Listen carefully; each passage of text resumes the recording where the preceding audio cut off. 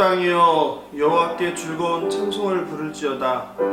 언제나 우리들의 힘이 되시는 여호와 하나님을 찬양하며 이 시간 영과 진리로 하나님께 나아가겠습니다. 한 주간의 삶을 돌아보며 하나님께 겸손히 무릎을 꿇고 회개의 기도를 드리며 2021년 2월 14일 주일학교 중고등부 예배를 시작하겠습니다.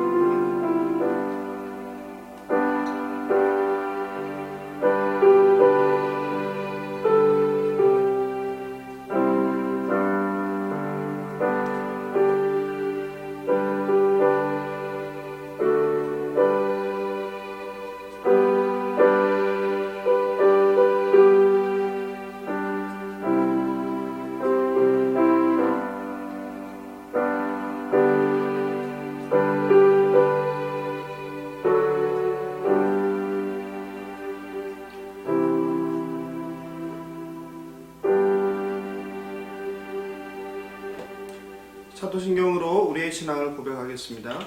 나는 전능하신 아버지 하나님 천지의 창조주를 믿습니다. 나는 그의 유일하신 아들 우리 주 예수 그리스도를 믿습니다.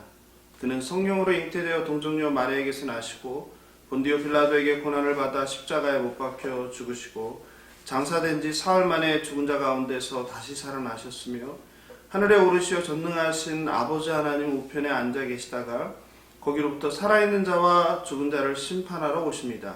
나는 성령을 믿으며 거룩한 공교회와 성도의 교제와 죄를 용서받는 것과 몸의 부활과 영생을 믿습니다. 아멘. 찬송가 27장 빛나고 높은 보좌와 1절 5절을 부르겠습니다.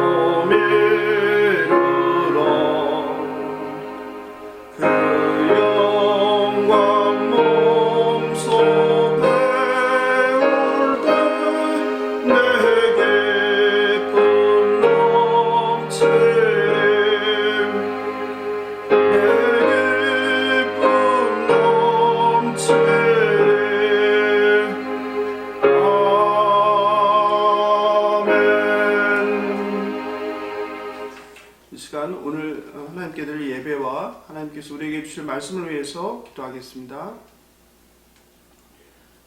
창조주 하나님 아버지, 모든 찬양과 존귀와 영광을 받아 주시옵소서. 설 연휴를 건강하게 보내고 주일 아침 예배의 자리로 저희들을 인도해 주신 하나님께 감사와 찬양을 드립니다. 코로나 상황 속에서 중학교를 또 고등학교를 졸업하는 우리 학생들을 축복하여 주시옵소서. 중학교 3년 친구들과 또 선생님과 함께 했던 많은 추억들을 기억하게 하시고 새롭게 시작하는 고등학교를 잘 준비하는 남은 2월이 되게 하여 주시옵소서. 오늘 누가복음 6장으로 4가지 복과 4가지 재앙이라는 제목으로 말씀을 증거합니다. 예수님을 주인으로 영접한 제자가 누리는 하나님의 복이 무엇인지를 정확히 아는 시간 될 수 있도록 은혜 베풀어 주시옵소서. 오늘도 각 가정에서 가난한 마음, 상한 심령으로 하나님 주실 은혜를 사모하며 영과 진리로 예배하는 예배자들 될 수 있도록 인도하여 주시옵소서. 예배의 마지막까지 하나님의 거룩한 임재를 경험하고 하나님 주시는 생명의 말씀으로 우리의 생각과 영을 쪼개고 고치고 새롭게 하여 주시옵소서.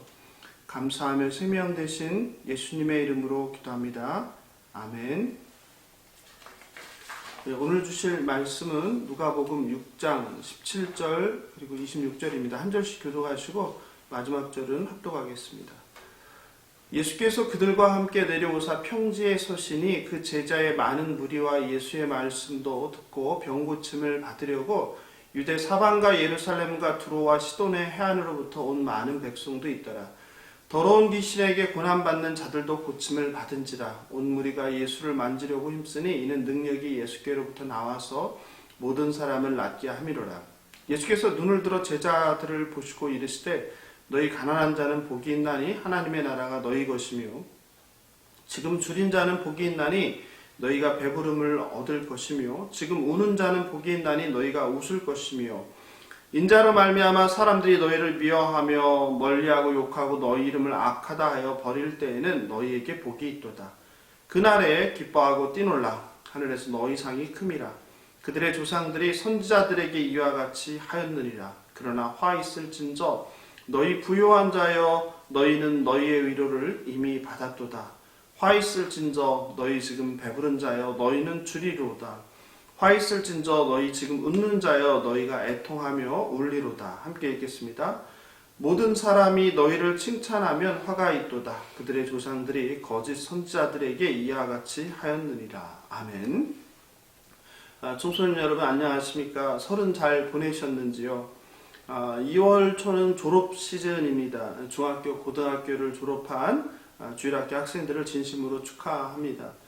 코로나 팬데믹으로 가족들이 여러분의 졸업식에 참석해서 함께 축하하고 기뻐하지 못해서 또 일부 학교는 아예 온라인으로 졸업식을 해서 정들었던 친구들과 또 선생님들과 제대로 인사도 못하고 헤어져야 하는 아쉬움이 컸을 줄로 생각합니다. 다시 한번 여러분의 중학교 그리고 고등학교 졸업을 진심으로 축하드립니다. 오늘은 누가복음 6번째 시간인데요. 누가복음 6장 17, 26절을 본문으로 4가지 복과 4가지 재앙이라는 제목으로 하나님 말씀을 나누고자 합니다. 오늘 함께 읽은 본문은 우리에게 마태복음의 산상설교라는 이름으로 더 익숙합니다. 산상수훈의 내용은 마태복음 5장에서 7장까지 기록되어 있습니다. 특히 오늘 읽은 누가복음 6장에 해당하는 마태복음의 5장의 첫 부분은 우리가 보통 팔복으로 알고 있는데요. 이 설교를 그리스도교의 대헌장이라고 부를 정도로 아주 높은 평가를 받고 있습니다. 이렇게 산상수훈은 예수님의 가르침이라는 왕관에 박힌 최상의 보석으로 평가받고 있습니다. 마태가 예수님의 설교를 8가지 복을 말하면서 시작하는 것과 달리 오늘 우리가 읽은 것처럼 누가는 4가지 복과 4가지 재앙으로 시작합니다. 또한 양적으로 비교해봐도 마태복음의 산상설교가 5장, 6장, 7장에 걸쳐 모두 111절에 아주 많은 분량을 차지하는데요. 누가복음의 예수님의 그 평지설교는 30절로 매우 짧습니다. 마태가 말한 복의 대상은 심령이 가난한 자, 온유한 자, 의에 줄이고 목마른 자, 긍휼히 여기는 자, 마음이 청결한 자, 화평하게 하는 자, 의를 위하여 박해받는 자, 나로 인해 박해를 받는 자, 이렇게 8가지 사람들을 대상하고 있습니다. 그래서 우리가 그를 팔복이라고 부릅니다. 그런데 오늘 우리가 읽은 예수님의 평지설교에서 전하는 복된 자는 가난한 자, 그리고 지금 줄인 자, 지금 우는 자, 그리고 예수님으로 인해 미움을 받는 자로 4가지 사람을 대상으로 합니다. 그래서 4가지 복이라고 합니다. 청소년 여러분, 가난하고 굶주리고 또 지금 울고 미움을 받는 자가 복 있는 자라는 이 예수님의 말씀이 여러분 이해가 되십니까? 여러분 중에 이런 삶을 복이라고 생각하고 또 이런 삶을 앞으로 살아야 되겠다고 바라는 사람은 아마 한 명도 없을 것입니다. 세상의 눈, 세상의 기준으로 볼 때는 전혀 복이 없는 사람들을 예수님은 복되다라고 말씀하십니다. 오히려 세상 기준으로 그들은 실패한 자이고 저주를 받은 인생이고 불행한 인생이라고 우리는 생각할 수 있습니다. 세상은 이렇게 부자가 되는 것, 건강하게 오래 사는 것, 자녀들이 아주 잘 되는 것, 그리고 성공하는 것, 만사형통한 삶을 복이라고 말하기 때문입니다. 그러나 오늘 본문에서 말하듯이 예수님은 세상이 볼 때 전혀 복이 없는 불행해 보이는 사람들을 대상으로 그들이 복을 받았다라고 선포합니다. 왜냐하면 복의 개념이 다르며 복의 원천은 세상이 아닌 생명 대신 예수님이기 때문입니다. 예수님을 왕으로 받아들인 사람들은 예수님의 제자로 연결되어 세상적으로는 복이 없어 보여도 진정으로 복된 자라는 의미입니다. 하나님 나라에 속해 있기 때문입니다. 이것이 성경이 말하는 복입니다. 실제로 시편 126편 5절은 눈물을 흘리며 씨를 뿌리는 자는 기쁨으로 거두리로다 라고 말하고 있습니다. 복되다 라는 것은 결국 하나님 나라의 방식을 따르는 그 예수를 왕으로 받아들인 사람들이 누리는 상태이고 존재의 방식입니다. 예수님을 주인으로 고백하거나 그리고 하나님 나라의 통치를 받는 사람들의 상태입니다. 이처럼 세상이 말하는 복과 성경이 말하고 있는 복의 개념이 완전히 다릅니다. 과거의 일부 교회와 또 목사가 예수 믿으면 복 받는다고 가르쳤습니다. 그런데 그 복이 무엇인지를 정확히 가르치지 않았습니다. 심지어는 세상 복과 다를 바 없이 가르친 교회와 목사도 있었습니다. 예수 믿으면 복받아 자녀가 잘 되고 무병장수하고 세상에서 잘 먹고 잘 산다라고 말입니다. 이것은 완전한 거짓말이고 영적 사기입니다. 성경은 예수 믿고 복받아 이 땅에서 잘 먹고 잘 살며 성공한다고 결코 말하지 않습니다. 혹시 여러분 중에도 예수님을 믿으면 세상에서 잘 되고 성공한다고 듣고 또 알고 있는 분은 없는지 모르겠습니다. 그럼 지금부터 성경이 말하는 복이란 무엇인지에 대하여 좀 더 깊이 함께 살펴보겠습니다. 히브리어로 복은 바라크라고 하는데 사전적 의미는 무릎을 꿇다, 그리고 꿇어 엎드리다, 절하다, 하나님께 기원하다, 축복을 구하다, 하나님을 찬양하다 등의 의미로 쓰이고 있습니다. 이 바라크, 축복의 진정한 의미는 예수와 예수 앞에 무릎을 꿇는 것입니다. 구약성경 시편 1편은 복은 제사함을 받고 죄의 길에 서지 않는 것이라고 정의합니다. 시편 1편입니다.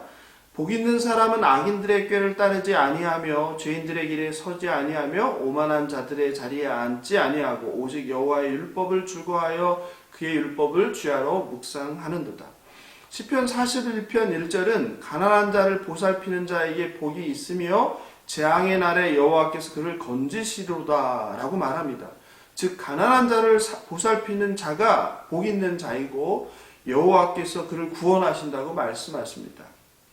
시편 84편 12절은 만군의 여호와여 주께 의지하는 자는 복이 있나이다 라고 합니다. 하나님께 의지하는 자가 복이 있다고 말합니다. 그러므로 성경의 복은 죄를 짓지 않고 선을 베풀며 여호와를 의지하고 그래서 여호와께서 구원하시는 것, 그것을 바로 복이라고 말합니다. 신약 성경으로 넘어오면 예수님은 오늘 본문을 통해서 가난하고 굶주리고 울고 예수님을 믿음으로 인해서 박해를 받는 자가 복되다라고 하셨습니다. 바울은 로마서에서 복을 죄사함과 믿음에 초점을 맞춰 설명합니다. 로마서 4장 7절 8절을 함께 읽어보겠습니다. 불법이 사함을 받고 죄가 가려짐을 받는 사람들은 복이 있고 주께서 그 죄를 인정하지 아니하실 사람은 복이 있도다. 즉 죄사함을 받는 자가 복이 있다라고 말합니다. 요한계시록은 말씀을 지키는 자가 복이 있다고 말합니다. 요한계시록 22장 7절입니다. 보라, 내가 속히 오리니 이 두루마리의 예언의 말씀을 지키는 자는 복이 있으리라. 또한 계시록은 정결한 자가 복이 있다고 합니다. 계시록 16장 15절입니다. 자기의 부끄러움을 보이지 아니하는 자는 복이 있도다. 그리고 계시록 22장 14절입니다. 자기 두루마기를 빠는 자들은 복이 있으니 이는 그들이 생명나무에 나아가며 문을 통하여 성에 들어갈 권세를 받으려 함이로다. 이처럼 신구약 성경을 통해서 공통적으로 복에 대해서 말하는 것은 우리가 알고 있는 세상의 복, 명예, 권력, 성공, 건강, 그리고 풍요, 그리고 안락한 삶, 그리고 인기와 같은 것들과는 전혀 상관이 없습니다. 성경이 말하는 복은 죄사함을 받는 것입니다. 하나님을 의존하는 것이고 하나님 말씀에 순종하며 지키는 것을 복이라고 성경은 말합니다. 여러분, 성경이 말하는 복에 대해서 알고 나니 혹시 여러분 가운데 뭔가 잘못되었구나 라고 생각하거나 아니면 이거 후회하고 있는 것은 아닌지 모르겠습니다. 청소년 여러분, 결코 여러분의 예수님을 선택한 그 삶이 잘못되었거나 후회할 일이 아닙니다. 왜냐하면 저와 여러분은 예수님을 믿음으로 영생을 누리게 되는 복을 받았기 때문입니다. 길어야 90년, 더 길어야 100년인 이 땅에서의 삶은 결코 끝이 아니라 영원이라는 시간 속에 잠깐의 찰나와 같은 시간이라는 것을 깨닫기 바랍니다. 그럼 이제 예수님 평지설교의 특징을 함께 살펴보겠습니다. 평지설교의 첫 번째 특징은 복을 받는 첫 대상자에 대한 표현이 다릅니다. 마태복음은 첫 번째 복의 대상을 심령이 가난한 자라고 했는데 누가는 심령이라는 말을 빼고 가난한 자라고 그냥 말하고 있습니다. 이것이 바로 누가복음이 가난한 자를 위한 복음이요 혹은 사회복음이라고 불리는 이유입니다. 누가는 가난한 사람들에 대한 관심이 아주 지대합니다.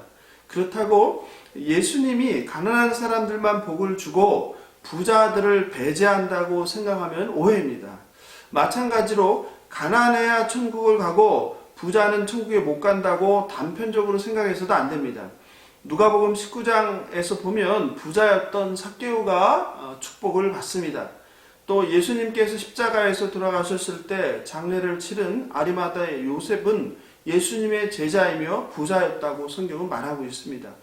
물론 예수님께서는 부자가 천국을 가는 것이 낙타가 바늘길을 통과하는 것만큼이나 힘들다고 부에 대해서 경고 말씀을 하신 것도 사실입니다. 그리고 분명히 누가는 가난한 자들을 배려하고 부유한 자들에 대하여 기본적으로 비판하는 견지를 가졌던 것도 사실입니다.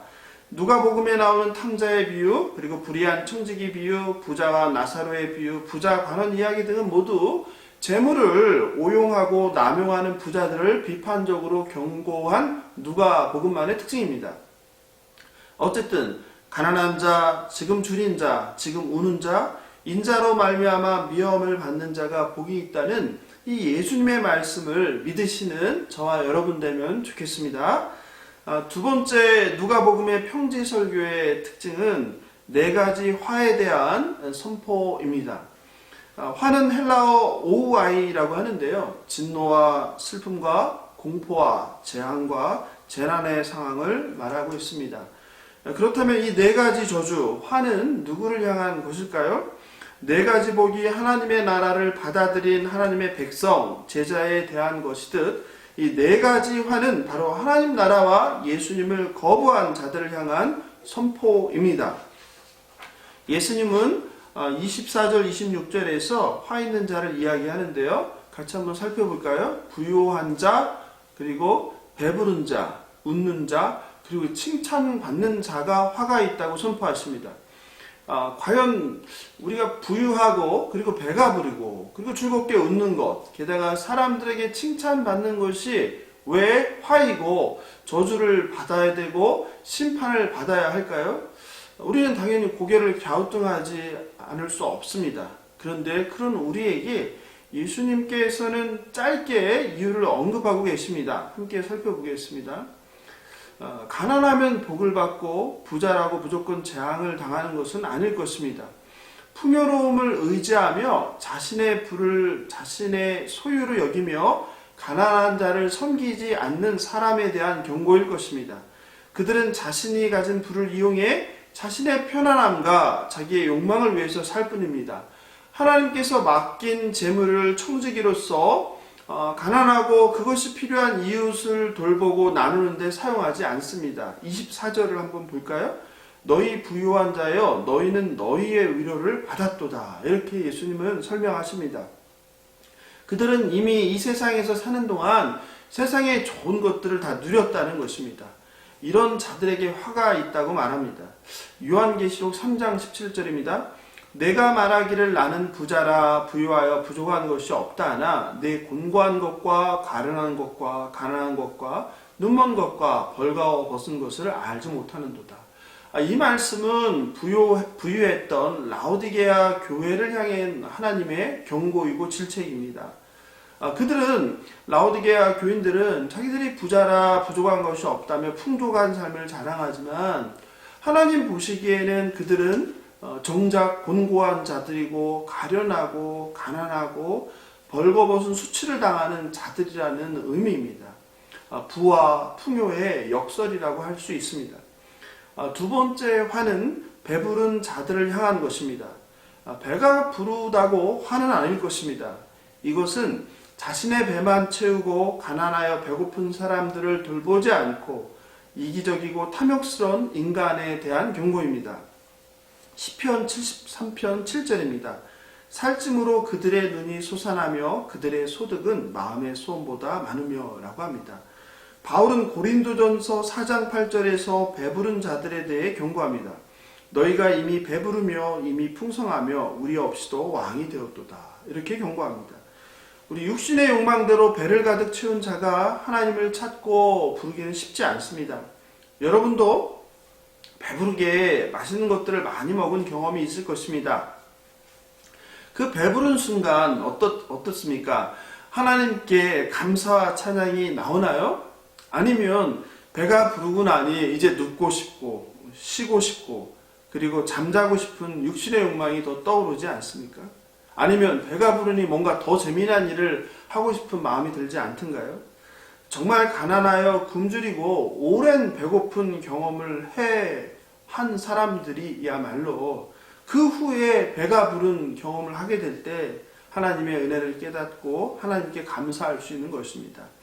예수님께서는 가난한 이웃을 돌보지 않고 자기 자신의 배, 육신의 욕망만 채우는 자들을 향해서 화를 선포한 것입니다. 세 번째 화는 웃는 자들을 향합니다. 과거에 웃으면 복이 와요 라는 유명한 코미디 프로가 있었습니다. 또 웃는 낯에 침뱉으라 라는 속담도 있습니다. 이처럼 웃는다는 것은 좋은 것입니다. 그러므로 웃는 것이 뭐가 문제냐라는 생각을 당연히 할 수밖에 없습니다. 마찬가지로 예수님의 말씀을 문자적으로 해석하면 안 됩니다. 여기서 말하는 웃는 자들은 세상적 재미와 쾌락을 쫓는 사람을 향한 것입니다. 성령을 따라 경건한 삶을 추구하기보다 이생의 자랑, 안목의 정욕을 따라 육신이 원하는 쾌락주의적 삶을 지향하는 사람들을 향한 경고입니다. 이제 네 번째 화를 살펴보겠습니다. 네 번째 화는 칭찬을 받는 자들에 대한 화의 선포입니다. 선한 행실에 대한 칭찬을 의미하는 것이 아닙니다. 영적 교만한 사람들에 대한 경고입니다. 이들의 관심은 하나님 나라나 하나님이 아니라 오직 세상과 세상 사람들입니다. 그들은 늘 사람들의 칭찬과 인정에 목말라 합니다. 26절은 칭찬받는 사람이 화가 되는 이유에 대해서 말하는데요. 함께 보겠습니다. 그들의 조상들이 거짓 선지자들에게 이와 같이 하였느니라. 갑자기 거짓 선지자라는 이야기를 왜 꺼내셨을까요? 이것은 바로 구약시대에 거짓 선지자들이 하나님의 말씀을 빙자하여 사람들이 듣기 좋아하는 말을 했던 것을 비유하는 것입니다. 남유다 왕 시드기야 시절 거짓 선지자 하나냐가 모든 백성들에게 하나님께서 바벨론의 포로로 잡혀간 모든 이스라엘 백성을 2년 안에 유다 땅으로 돌아오게 한다라며 백성들이 정말 간절히 바라고 듣고 싶었던 말을 하나님의 말씀을 빌어서 전하고 있습니다. 백성들은 자신이 원하는 말을 하는 그 거짓 선지자에게 당연히 환호하고 칭찬을 합니다. 반대로 진리를 선포하는 예레미야 참 선지자에 대해서는 조롱과 비난을 합니다. 예수님의 말씀은 이렇게 사람들이 듣기 좋아하는 거짓말을 하여 칭찬받는 자들에게 인정을 받으려는 자들에게 화가 있다는 뜻입니다. 곧 있으면 이제 우리나라도 서울시장과 이제 부산시장 선거가 있지 않습니까? 늘 선거철이 되면 얼마나 많은 정치인들이 자신의 표를 얻기 위하여 국가 국민의 참된 정말 진정한 더 좋아진 향상된 미래는 생각하지 않고 듣기 좋아하는 말과 그리고 공약으로 표를 얻기 위해서 사람들을 현혹하는지 모릅니다. 청소년 여러분, 저와 여러분은 예수님을 주인으로 왕으로 고백하여 복을 받은 사람들입니다. 오늘 평지설교를 통해서 예수님께서 하시는 이 사복과 사화는 우리가 이 땅에서 예수님의 제자로 하나님의 백성으로 살아갈 때 마주하는 삶이 어떠한지를 구체적으로 암시합니다. 저와 여러분은 세상적 부귀영화를 누리는 삶을 살기보다는 이 땅에서 가난과 그리고 굶주림과 때로 억울함과 그래서 눈물을 흘리며 그리고 세상 사람들로부터 예수를 믿는다는 이유로 미움을 받는 박해를 당하는 삶을 살게 될 것입니다. 세상 기준에는 이것이 재앙일지 모르나 예수님은 이것이 복이라고 오늘 우리에게 말씀하십니다. 비록 우리들이 가난과 배고픔과 핍박을 받을지언정 결코 불행하거나 저주이거나 실패가 아닙니다. 왜냐하면 하나님이 우리와 함께 하시고 영원한 삶으로 저와 여러분을 인도하시기 때문입니다. 세상이 규정한 행복한 삶, 성공, 그리고 풍성한 삶이 결코 복된 삶이 아닐 수 있다는 것을 여러분이 깨닫기 바랍니다. 오히려 돈과 권력과 인기와 그리고 편안함은 저와 여러분을 하나님으로부터 멀게 하기 쉽습니다. 돈 많고 권력과 명예를 누리며 세상 사람들로부터 칭찬과 환호를 받는데 겸손하기 힘들 것입니다. 하나님의 도우심을 구하기 힘들 것입니다. 왜냐하면 스스로 대부분의 인생의 문제를 해결할 수 있기 때문입니다. 스스로 왕이 되어 세상을 누리며 그리고 사람들을 지시하고 명령할 가능성이 훨씬 높습니다. 청소년 여러분, 여러분은 지금 어떤 삶을 살고 있습니까? 아니, 어떤 삶을 고대하고 바라고 있습니까? 가난하고 줄이고 예수를 믿는다는 이유로 핍박을 받고 있습니까? 풍족하고 걱정 없는 배부른 삶을 살고 있지는 않습니까? 아니면 그런 풍요롭고 재미난 인생을 꿈꾸고 살아가고 있지는 않으십니까? 다른 사람은 어떻게 되든 말든 관심 없고 오직 나 자신의 성공만을 위해 살고 있지는 않으신지요? 그렇다면 오늘 주님의 4가지 복과 4가지 화의 삶을 곰곰이 생각해 보시기 바랍니다. 여러분에게 성자로 알려진 아시시의 프란시스를 소개합니다. 기족이었던 프란시스는 예수님을 만나 회심한 후에 길거리에 문둥병자들을 꼭 껴안고 축복하고 자신이 걸친 비싼 옷을 남김없이 줘버리고 가난한 자들과 교제하기 시작했습니다. 화가 난 아버지가 그를 법정에 세우자 입고 있던 모든 옷을 벗고 나체로 서서 지금까지 저는 당신을 이 땅의 아버지로 불렀습니다. 그러나 지금부터 하늘에 계신 우리 아버지만을 아버지로 부르고자 합니다. 라고 법정을 떠나 하나님과 그리고 가난한 이웃을 사랑하는 헌신적인 삶을 시작하였습니다.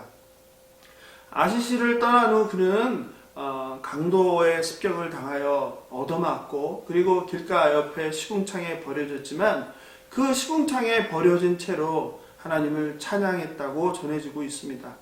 그는 스스로 부유하고 배부른 삶을 버리고 가난하고 굶주리고 핍박받는 삶을 선택하였습니다. 오늘날 한국교회는 어떠한지 함께 돌아보면 좋겠습니다. 오늘날 한국교회와 성도가 얼마나 가난하고 줄인 자들에게 관심을 갖고 있다고 여러분은 생각하고 느끼십니까? 교회에서 가난하고 줄인 자들이 얼마나 환대를 받고 있습니까? 과연 노숙인이 주일 아침 교회 정문을 편하게 들어와 예배당에 아무렇지 않게 우리 곁에 앉아서 온전히 하나님께 예배 드릴 수 있는 교회가 몇이나 되겠습니까? 또 노숙인과 아무렇지 않게 옆에 앉아 하나님을 예배하고 서로 축복하며 형제 자매의 교제를 나눌 수 있는 성도들은 얼마나 되겠습니까?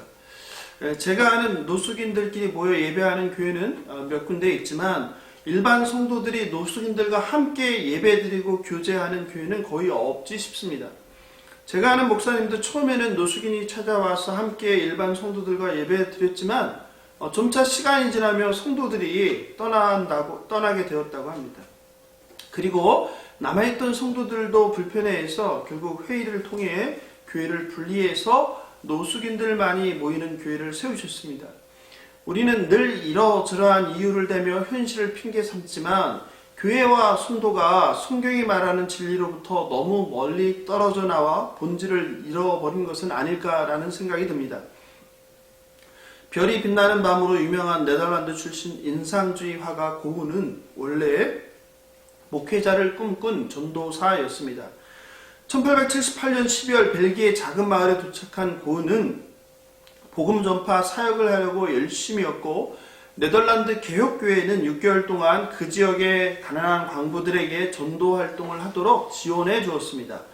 고흐는 가난한 광부들에게 자신의 윗도리와 양말도 줘버렸습니다. 광부들의 빈곤과 가난을 볼 때마다 그는 자신이 가진 옷가지나 돈을 줘버렸습니다. 비누도 사치품으로 여겨 그의 얼굴은 광부들보다 더 지저분했다고 합니다.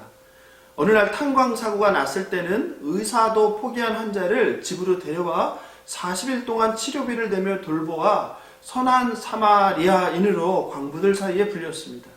그러나 그의 선한 동기와 섬김의 열심과는 반대로 교회는 그의 아주 지저분한 외모에 전혀 성직자라고 보이지 않는 그의 어떤 행태에 그가 선교사로서 전도사로서 또 성직자로 적합하지 않다는 결론을 내렸습니다.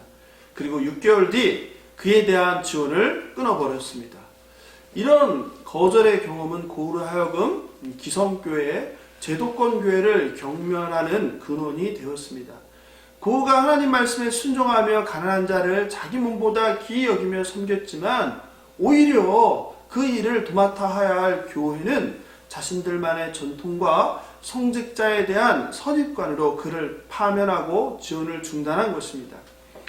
어느덧 중산층 이상의 종교가 되어버린 오늘날 한국교회의 상황 가운데 우리는 이러한 고흐에게 했던 그런 교회가 범한 우를 범하고 있는 것은 아닌지 생각해 봅니다.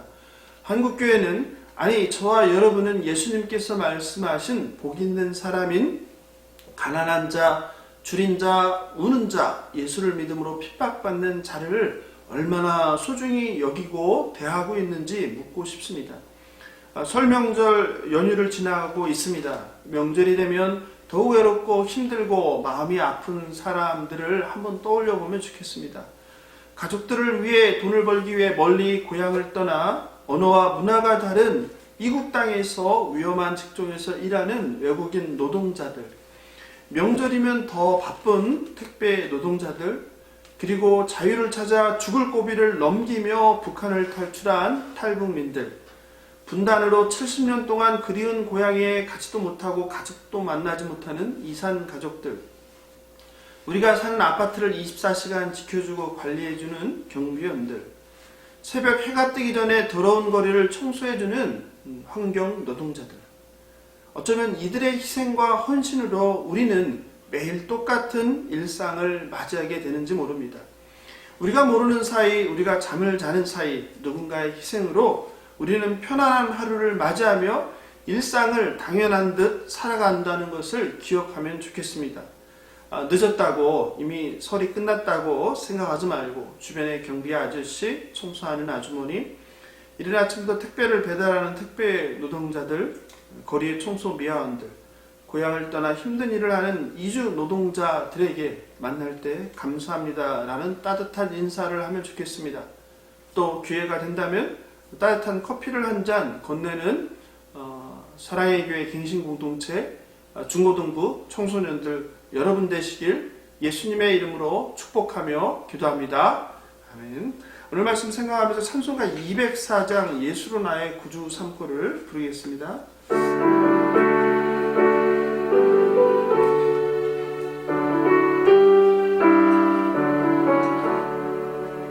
예수로 나의 구주 삼고 성령과 피로 썩어든다니 이 세상에서 내 영혼이 하늘의 영광 누리로다.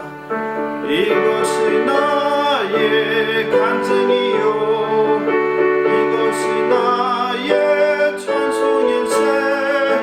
나 사는 동안 끊임없이 그 주를 찬송하리로다.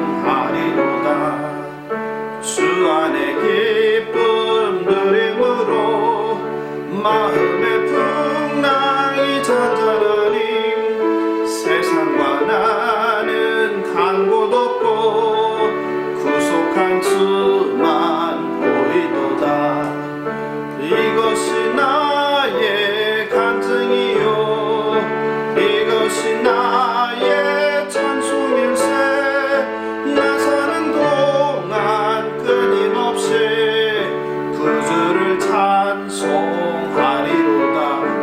맞춰서 잠깐 우리 기도하면 좋겠습니다.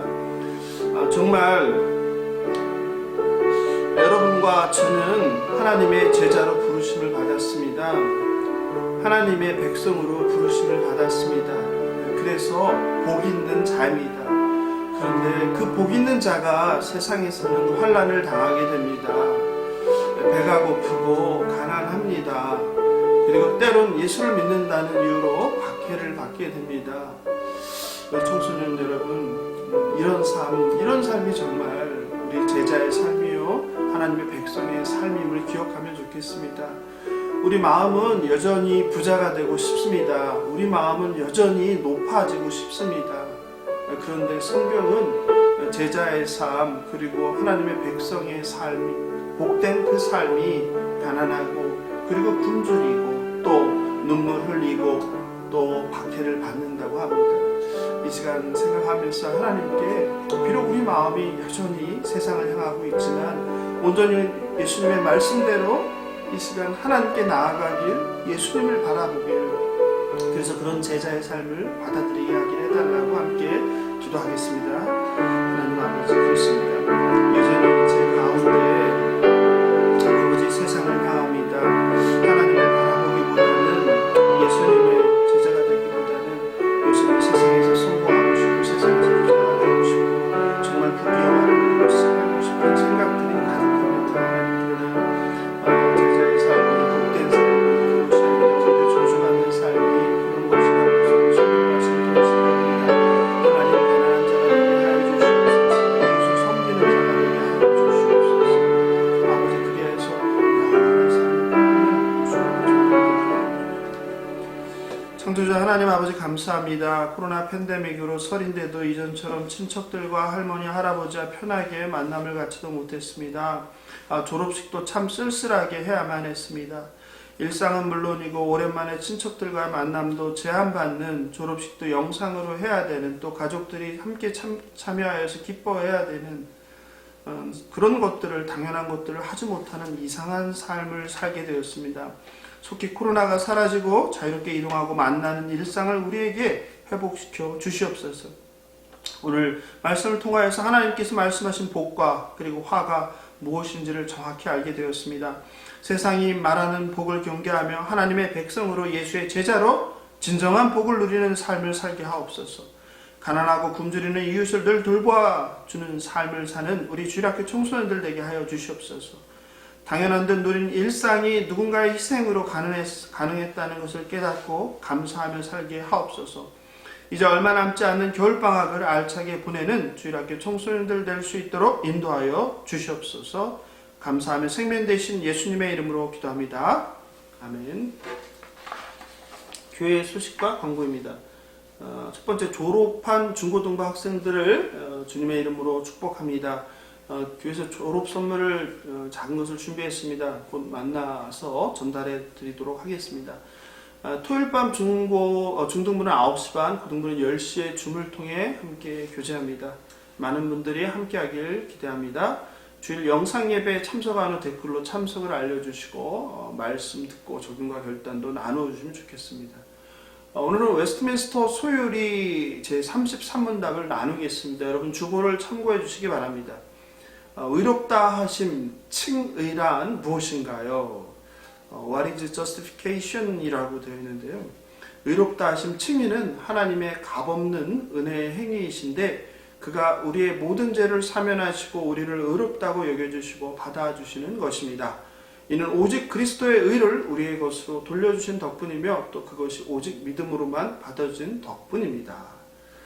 참고 성경 구절 좀 많은데요. 몇 개만 살펴보도록 하겠습니다. 로마서 3장 24절입니다. 그리스도 예수 안에 있는 속량으로 말미암아 하나님의 은혜로 값없이 의롭다 하심을 얻은 자 되었느니라. 그리고 고린도 후서 5장 21절입니다. 하나님이 죄를 알지 못하신 이를 우리를 대신하여 죄로 삼으신 것은 우리로 하여금 그 안에서 하나님의 의가 되게 하려 하심이라. 로마서 5장 19절입니다. 한 사람이 순종하지 아니함으로 많은 사람이 죄인 된 것 같이 한 사람이 순종하심으로 많은 사람이 의인이 되리라. 아멘. 이번 주 주일학교 기도 제목 함께 보겠습니다. 1. 예수님께서 말씀하시는 복받는 자의 삶이 어떤 것인지 정확히 알게 하셔서 감사합니다. 2.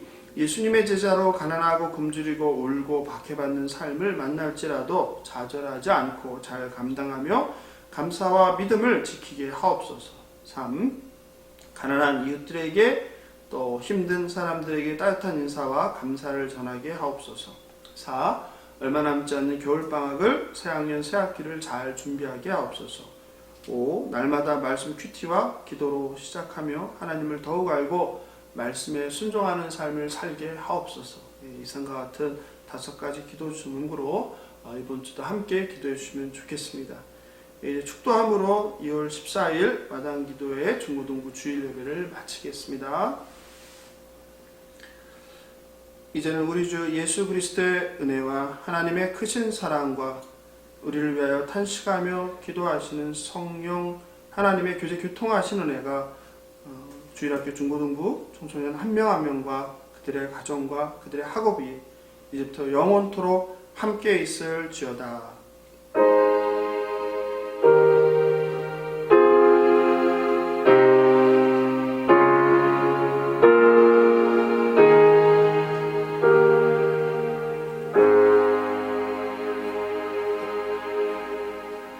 오늘도 함께 해주신 청소년 여러분 감사합니다. 한 주간도 주님 말씀 순종하며 잘 지내시기 바랍니다. 저는 다음 주일 아침에 다시 뵙겠습니다. 안녕히 계십시오.